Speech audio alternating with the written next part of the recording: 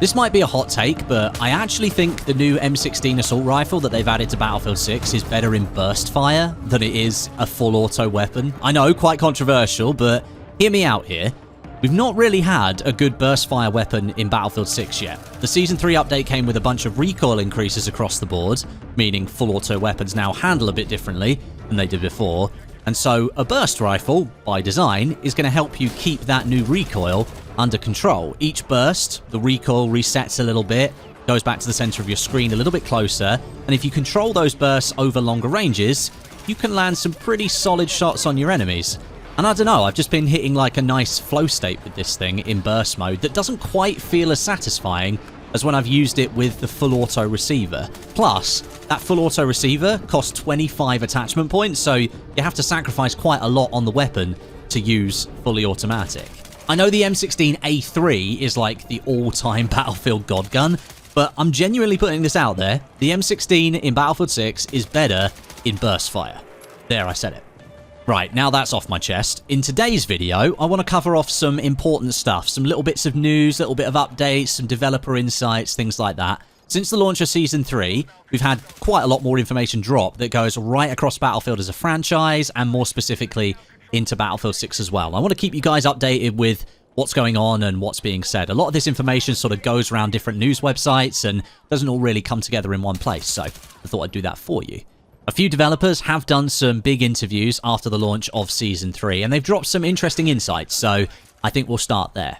The big topic that's being discussed is the size of the maps, first of all. Season 3 has given us Gold Mud Railway, which is the biggest map in the game now, and quite honestly, I actually think it provides the best combined arms combat that we've had so far in Battlefield 6. Pretty much no question.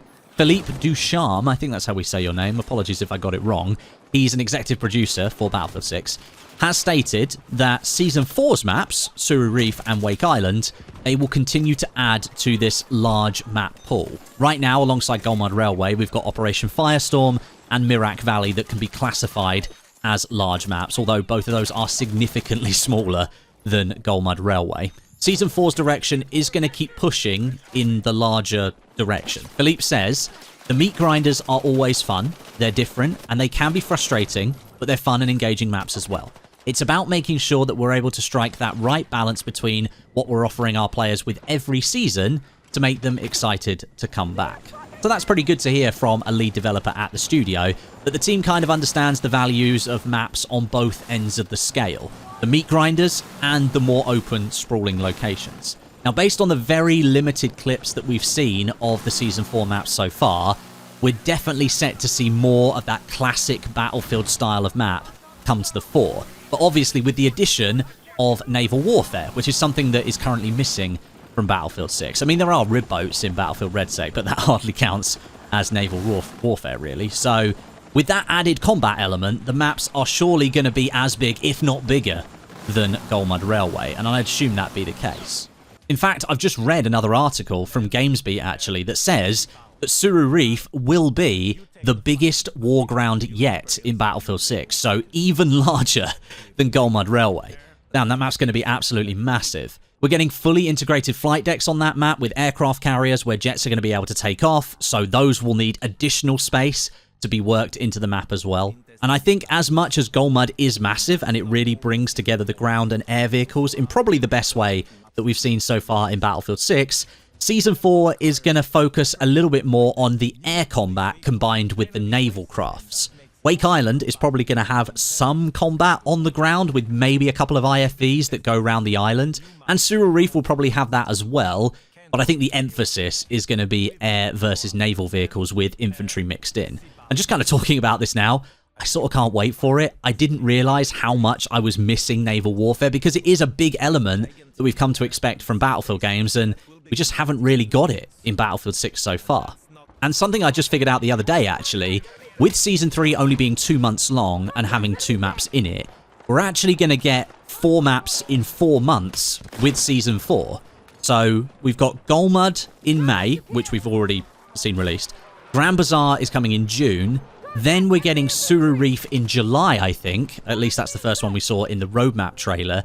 And then in August, we're going to get Wake Island. So basically, what we've been asking for, which is 1 map per month, is going to happen for the next few months at least, which I guess is good progress.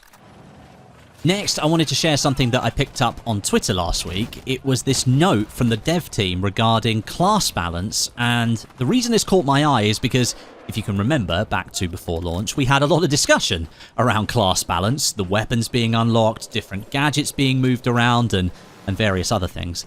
And it sounds like Battlefield Studios is kinda planning to do a pass over all of that again at some point in the future. Battlefield Bulletin highlighted this reply from Ganslinger in an answer to a question about whether different classes will be able to gain access to different grenades. They said, "I know the team is discussing general class balance, gadgets, and access to grenades. We'll have more info when we're closer to testing and or releasing them. Nothing to say on that yet." So, nothing to say on it, but the team is looking at it, which I think is probably a good thing. Right now, taking the smoke nades as the example, they're locked to the support class, meaning visual cover as a gameplay element is locked to support de facto. No other class can have access to that grenade. Now, that does sort of coincide with the portable shield cover thing that I love using as a gadget for support, but honestly, smoke grenades are one of the most powerful throwables in Battlefield 6. It's why support is like my main go-to class in the game. Having 3 smokes on cooldown, that's pretty powerful. And it can cover pushes, escapes, and revives with pretty much no downsides whatsoever. So if the team is looking at how different grenades might fit different classes, that's pretty interesting, and I'd be interested to learn a bit more about what their plans might be around other grenades like incendiaries, flashbangs, and others, because having access to those across more classes might actually shake up the pick rates of the individual classes themselves.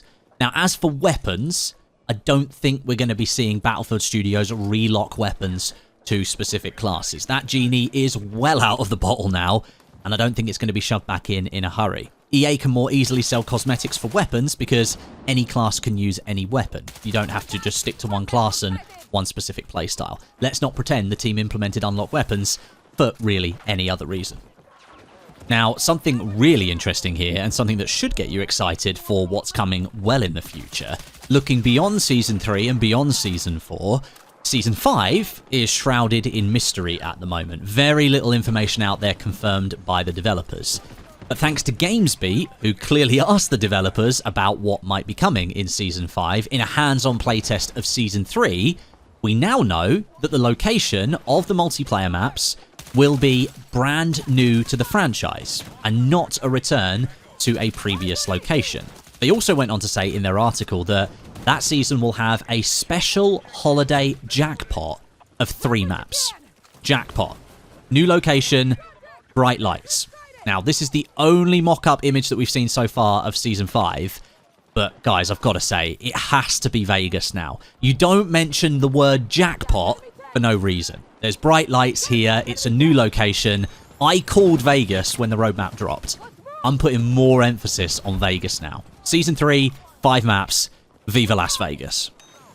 Now, as for things that pertain to the wider franchise and what's going on with Battlefield in general, I wanted to touch on something that some of you might have seen on social media over the weekend, this preview of a new PlayStation dashboard update that's going to include weekly active users for different games for the very first time. You might have seen numbers like 15 million players for Fortnite and 4.5 million players for Call of Duty, but what interested me the most was seeing the Battlefield 6 numbers. It came in 9th place in the US for weekly active users with 1.5 million players. Now, personally, that number's actually a lot higher than what I was expecting based on some of the numbers that we've seen from Steam charts over the past several months. With how much that we've seen those numbers, well, basically collapse to about 10% of its all-time peak. You might remember we had like 750,000 concurrent players on Steam that was set way back in October last year.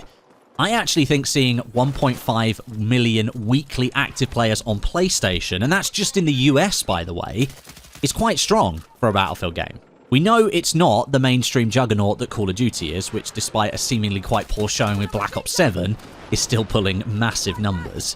So seeing that many people still logging in to Battlefield 6 and playing it, that took me by surprise a little bit. We've got no real idea of what player numbers look like for Xbox. They don't publicly display numbers at all for their games. And we really don't know how much longer these numbers from PlayStation are going to be visible, but it does give us a good insight into how Battlefield 6 is performing on the largest console platform that's out there. And I actually think it puts a bit of confidence back in Battlefield's position, really. I think we can all agree that Battlefield Studios and EA really did squander quite a huge amount of the excitement and momentum that they'd built up before the launch of Battlefield 6 with a pretty awesome marketing campaign by the fact that the game launched and it was very buggy and the post-launch support for it was pretty lackluster to begin with. But maintaining over 1.5 million weekly active users just in the US, that doesn't count Europe, Asia, Africa, and the Far East, I'd say that's pretty good going. Let me know how you think about that in the comments, because I know some people will see the 1.5 million and then look at Call of Duty at 4.5 million and might have something to say about that, and you'd be absolutely right to give your opinion. So put it down below in the comments section. Let me know what you think in terms of those player numbers on a console versus other games that are out there right now. But just to sort of finish off this video with a thought that I've been having, it's really nice to play a Battlefield game right now and it be perceived as like a positive experience. I'm really liking the new Golmud Railway map. I've ranked up a lot of the new weapons. I've got most of the attachments done for the M16, the L115. I'm still working on that RPK, but I'll get there over the next couple of days. And I've actually got a couple of videos coming through this week on those weapons and the new aftermarket buffer attachment. I wanted to do a video on that and explore what it does and doesn't do for various different weapons in the game. And I wanted to get started with Ranked Red Set. This is probably the real sort of downer for me from the Season 3 update. I wanted to start playing Ranked Red Set, but for some reason, even though I'm only Rookie 4, the game simply refuses to put me into lobbies. Like, I can't matchmake anymore. I can't find a match. Every time I go into a group of friends and go into the matchmaker, we're sat there for ages trying to find a game. If I leave the party and they go in as like a 3 or a 2, they get a match in like 50 seconds. So those friends are like Rookie, Bronze, and Silver already, but I'm not allowed to play, and I'm Rookie number 4. So maybe I've been shadow banned. Maybe I need to turn off my cheats or something. DICE, please, can you fix that? I would like to play some Ranked Red Sec, but at the moment, you won't let me. Thanks very much for watching, though. Hope you're enjoying Battlefield 6 right now, and I'll catch you soon.